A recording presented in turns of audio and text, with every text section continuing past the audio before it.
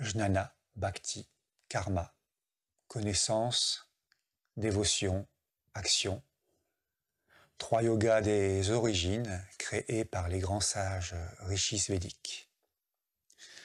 Dans les vidéos précédentes, nous avons vu le jnana yoga, le yoga de la connaissance, le bhakti yoga, le yoga de la dévotion. Et aujourd'hui, nous allons aborder le dernier, le karma yoga, le yoga de l'action.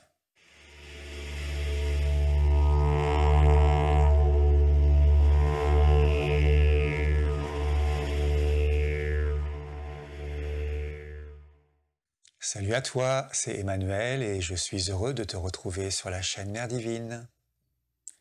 Aujourd'hui, nous allons donc parler de ce 3e et dernier yoga, ce yoga des origines, le karma yoga ou yoga de l'action. Dans les 2 autres vidéos, je t'ai donné donc des petits résumés de la manière de le vivre, de l'histoire, de ces yogas, de la création par les rishis védiques, de leur lien avec les 3 plans de conscience que sont le mental, le vital et le physique. Le jnana yoga, le yoga de la connaissance est lié au mental, le bhakti yoga, yoga de la dévotion est lié au vital. Et donc aujourd'hui, nous allons voir ce karma yoga, yoga de l'action, qui est lié au plan physique. Donc, comme son nom l'indique, c'est un yoga de l'action, c'est un yoga du faire. Et donc en Inde, ce yoga de l'action, il se pratique par le service tout simplement. Chaque action est offerte au divin. Chaque petite action est tournée vers le divin, est offerte au divin. Et donc dans le yoga intégral, tu l'auras compris, chaque action est offerte à la Mère Divine.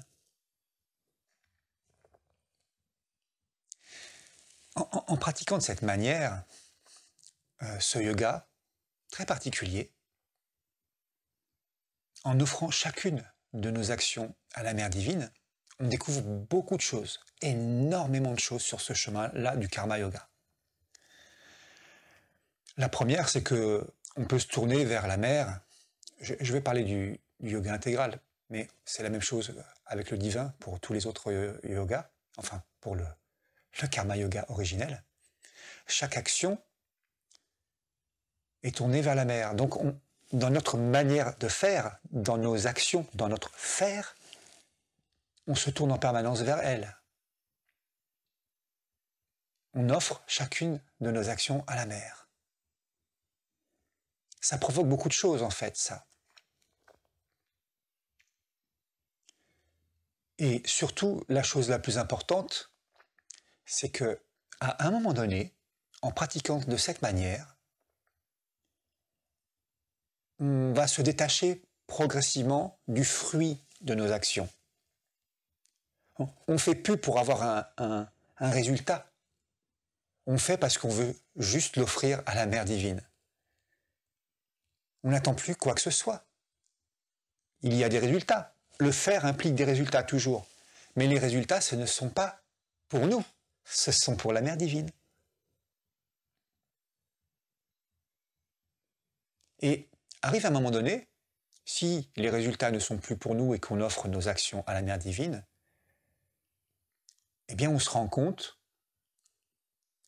que ce n'est pas nous qui faisons.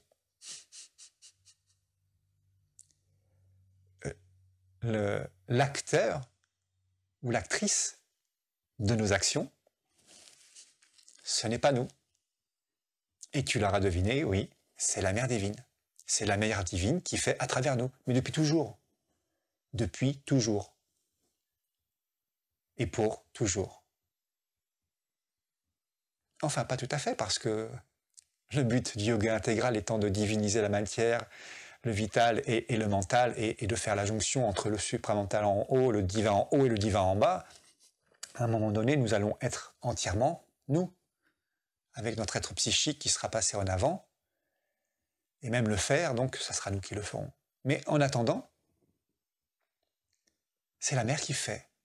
Et donc si nous n'avons plus d'attente sur le fruit de nos actions, si toutes nos actions sont dédiées à la mer divine, et si nous constatons que c'est la mer qui fait, eh bien c'est une manière de réaliser la mer divine et de réaliser le divin en soi, par l'action, par la matière, par le physique.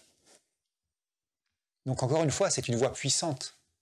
Et encore une fois, si tu as une prédominance pour le physique, commencer le yoga intégral par ça est tout simplement parfait pour toi.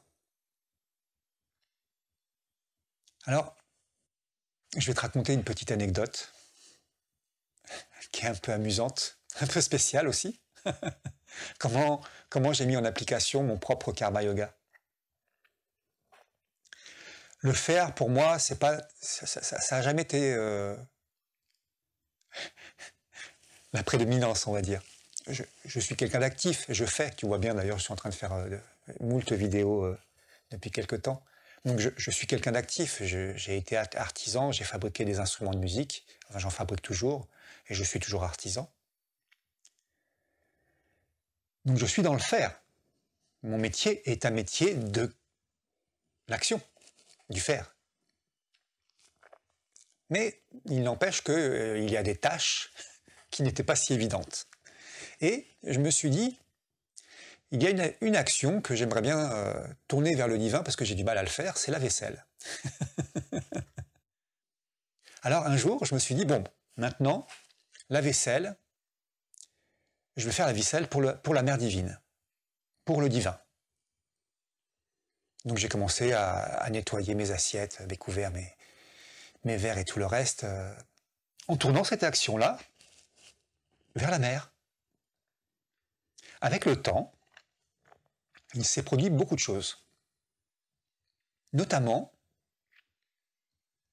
à un moment donné, je me suis retrouvé observateur de ce que j'étais en train de faire.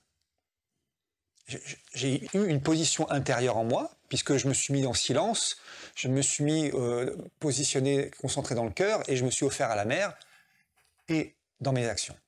Eh bien, d'un seul coup, je me suis retrouvé observateur de moi qui fais la vaisselle. Donc j'ai pris du recul et j'ai vu que ça se faisait tout seul, entre guillemets.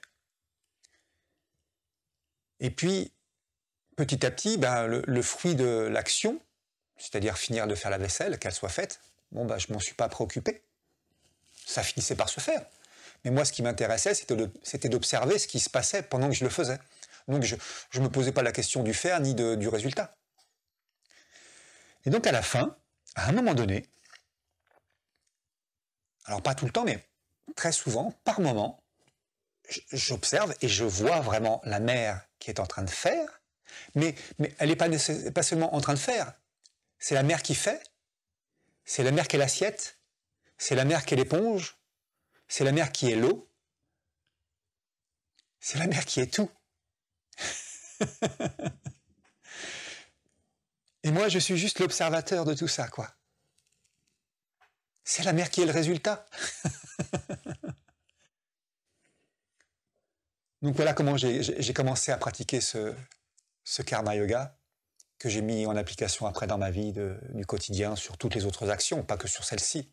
Mais c'était intéressant de prendre une action quotidienne, répétitive, constante, qui durera toute la vie, et de la tourner dans sa totalité vers la mer pour qu'elle se transforme en une action divine. Donc pour moi, faire la vaisselle est une action ultra divine. Donc si toi, tu as une prédominance pour l'action, si tu es quelqu'un de physique, si tu es quelqu'un dans l'action et le faire, vraiment commencer ce yoga-là est parfait pour toi pour débuter sur le yoga intégral. Toutes tes actions, tu vas les tourner vers le divin. Tu peux trouver même les petites actions, comme moi j'ai pu faire, qui te déplaisent, et les transformer en une action divine. Et par l'action, petit à petit, tu vas découvrir que ce n'est pas toi qui fais, que le fruit, le résultat, ce n'est pas pour toi, mais c'est pour la mer.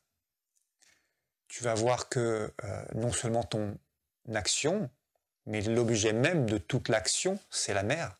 C'est la mer qui fait avec les objets, c'est la mer qui est tout. C'est le divin qui est tout. Et donc, il est possible, par l'action, de se réaliser, de réaliser le divin, de réaliser la mer en soi, par l'action. Et c'est là où ces fameux sages rishis védiques sont absolument exceptionnels, des immenses maîtres. Ils nous ont offert toute cette connaissance qui a perduré pendant des millénaires. Et Sri Aurobindo un jour a redécouvert ces trois yogas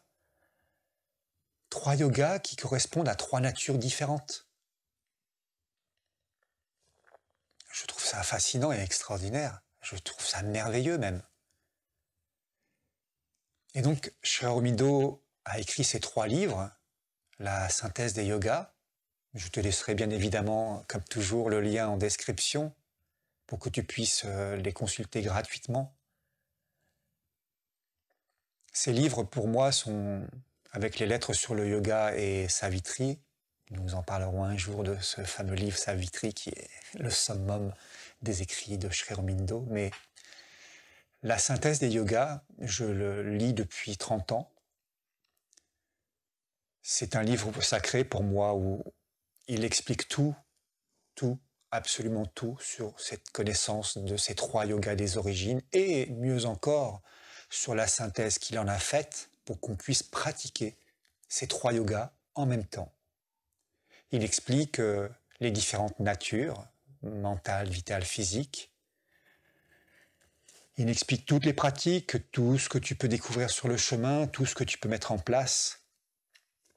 Donc lire évidemment ces trois livres sont, on va dire, très importants si tu souhaites vraiment pratiquer le yoga intégral. Dans la 4e et dernière vidéo, justement, c'est ce que l'on va aborder un petit peu, pas dans sa totalité. C'est vaste, c'est immense, c'est un yoga entier à part entière, le yoga intégral et la synthèse des yogas. Mais voilà, trois manières, trois approches différentes, trois yogas des origines, qui, chacun d'eux, peut te permettre de réaliser le divin en toi. Et on va dire un 4e qui est une synthèse qui permet d'utiliser les trois yogas en même temps, de les pratiquer les trois en même temps pour accélérer l'évolution et accélérer la réalisation. En attendant, je te dis à très bientôt.